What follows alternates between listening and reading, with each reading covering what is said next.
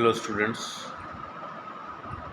आज आपकी worksheet number 15 तारीख 9/8/2021। जैसा कि आप देख रहे हैं, वियोजन अभिक्रिया। जब कोई पदार्थ किसी अभिक्रिया के बाद दो या अधिक उत्पाद प्रदान करता है तो उस अभिक्रिया को वियोजन अभिक्रिया कहते हैं। वियोजन का मतलब टूटना। ऊर्जा के स्रोत के आधार पर वियोजन अभिक्रिया के 3 प्रकार होते हैं। पहला है ऊष्मीय वियोजन। ऊष्मीय का मतलब ऊष्मा दे करके, तापमान दे करके वियोजन होना। दूसरा है विद्युत वियोजन, यानी बिजली द्वारा, विद्युत द्वारा किसी चीज़ का विघटन करना 2 या 2 से अधिक पदार्थों में। प्रकाशीय वियोजन, यानी कि प्रकाशीय वियोजन कहलाता है। प्रकाश के द्वारा किसी एक पदार्थ का 2 या 2 से अधिक पदार्थों में टूटना प्रकाशीय वियोजन कहलाता है। सबसे पहले हम लेते हैं ऊष्मीय वियोजन। इसमें अभिकारक का विघटन ऊष्मा के कारण होता है, इसलिए इसे ऊष्मीय वियोजन कहा जाता है। यहाँ वर्कशीट में आपको एक प्रयोग दिखाया गया है, जिसमें एक टेस्ट ट्यूब में लेड नाइट्रेट को परख नली में डालते हैं और उसको गर्म करते हैं बर्नर की सहायता से, क्वथन नली को। जब लेड नाइट्रेट को गर्म किया जाता है तो वह विघटित होकर लेड ऑक्साइड बनता है और नाइट्रोजन डाइऑक्साइड यानी भूरा धुआं निकलता है। यह अभिक्रिया आपके सामने है।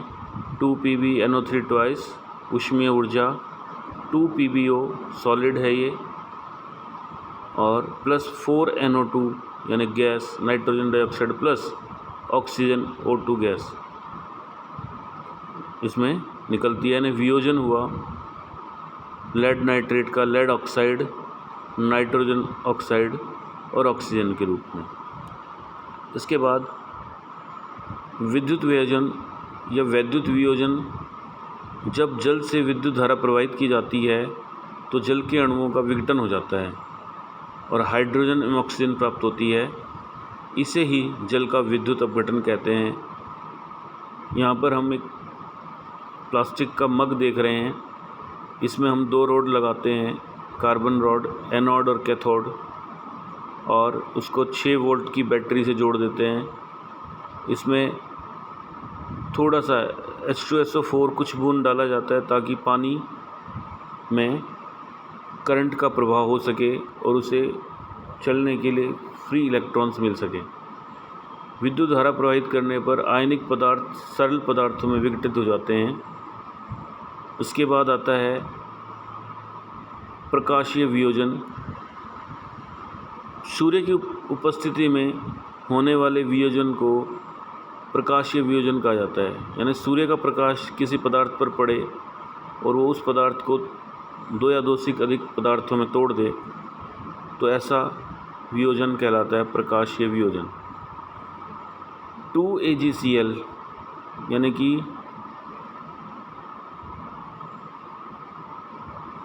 सिल्वर क्लोराइड को जब सूर्य के प्रकाश में रखा जाता है तो सिल्वर क्लोराइड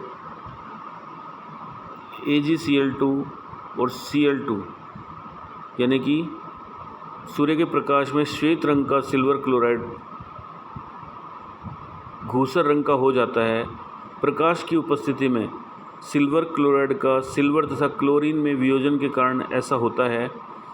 इस अभिक्रिया का उपयोग श्वेत श्याम फोटोग्राफी में किया जाता है। श्वेत श्याम माने ब्लैक एंड वाइट फोटोग्राफी में किया जाता है।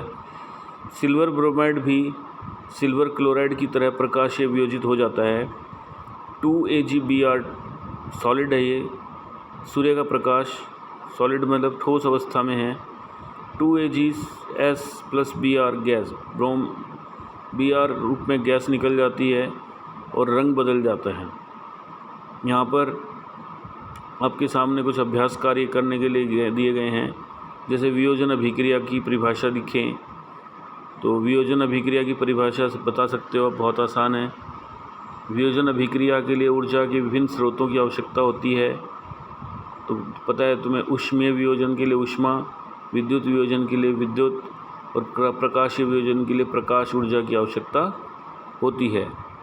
वियोजन अभिक्रिया में अभिकारक को तोड़ने के लिए ऊष्मा, प्रकाश तथा विद्युत ऊर्जा की आवश्यकता होती है। प्रत्येक प्रकार की वियोजन अभिक्रिया जिसमें ऊष्मा, प्रकाश और विद्युत ऊर्जा की आवश्यकता है के लिए एक रासायनिक अभिक्रिया का समीकरण लिखो। एक फोटोग्राफर को ब्लैक एंड वाइट तस्वीर को विकसित करने के लिए सिल्वर क्लोराइड नहीं मिला।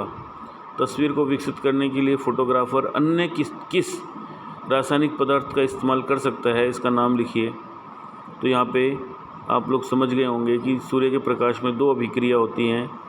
अगर उसको सिल्वर क्लोराइड नहीं मिल रहा है तो दूसरा पदार्थ आप सोच सकते हैं कि दूसरी अभिक्रिया कौन सी हो रही है। अपने परिवार का पुराना एल्बम खोलें, आपको उसमें कुछ श्वेत श्याम तस्वीरें मिल सकती हैं। उन पन्नों को अपने परिवार के साथ संजोएं और उन्हें बताएं कि ये फ़ोटो किस प्रकार बनाए जाते हैं।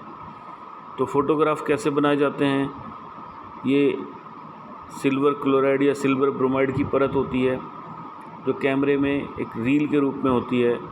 जब फोटोग्राफर फ़ोटो खींचता है तो उस समय कैमरा ऑन होते ही उसके शटर से, उसके द्वारक से कुछ समय के लिए द्वारक खुल के और बंद हो जाता है, और जिस समय द्वारक खुलता है उसके सामने की जो भी चित्र है वैसा ही प्रकाश उस फिल्म पर पड़ता है और उस फिल्म पर प्रकाश की अभिक्रिया होती है और उस पर उसके निशान हो जाते हैं, जिसको बाद में लैब में विकसित करके फ़ोटो बनाए जाते हैं।